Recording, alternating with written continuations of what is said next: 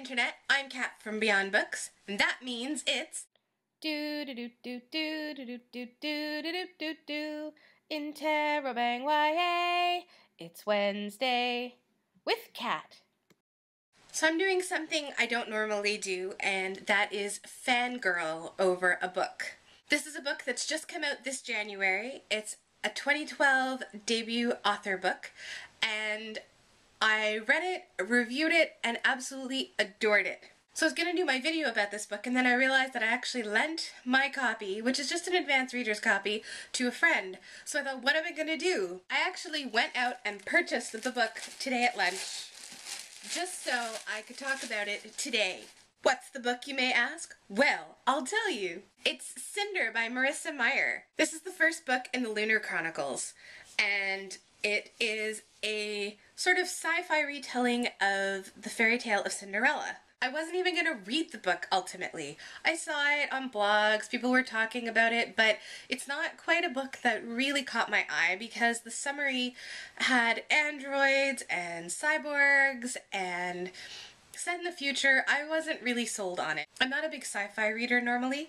I'm more fantasy. So give me dragons and witches and I'm there. But give me robots and future stuff, I'm not really there. This is not a book that I am recommending lightly. I was not even given this book for review from a publisher. It was gifted to me. So the fact that I am completely fangirling over it is 100% genuine. The best things about Cinder are the storytelling, the word building, and the characters. The dialogue between the characters is fantastic, and I laughed, I cried. I actually felt so much for the main character. If I could go all these years in the future into New Beijing and I could befriend Cinder, I would be the happiest girl in the world. In fact, if like in the future there is a Cinder, she could just like do some sort of time machine, because I'm sure that probably exists, and come back into my time and just hang. Me and Cinder, BFFs, we would just be like hanging out. She'd fix my car, I would drive the car. The secondary characters are also fantastic in this book. Cinder's stepmother is absolutely horrid and I can't stand her. One of her stepsisters is just awful. Cinder's little android, Iko, is such a great character. You don't even think about the fact that she's probably just some little R2-D2 type robot. Even if you're not a fan of science fiction or dystopian, even though this isn't quite dystopia, Cinder is a fantastic retelling of Cinderella.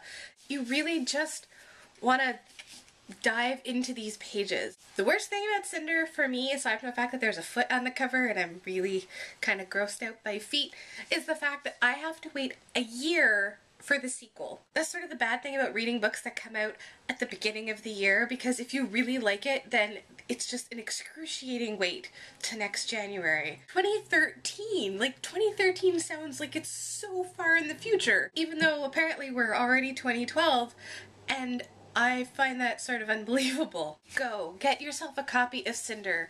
Borrow it from the library, steal it from a friend, buy it. Buy this in the bookstore. Cinder by Marissa Meyer is one debut book that you do not want to miss this year. Like I said, I don't normally fangirl over books. If I didn't 100% truly, genuinely love this book.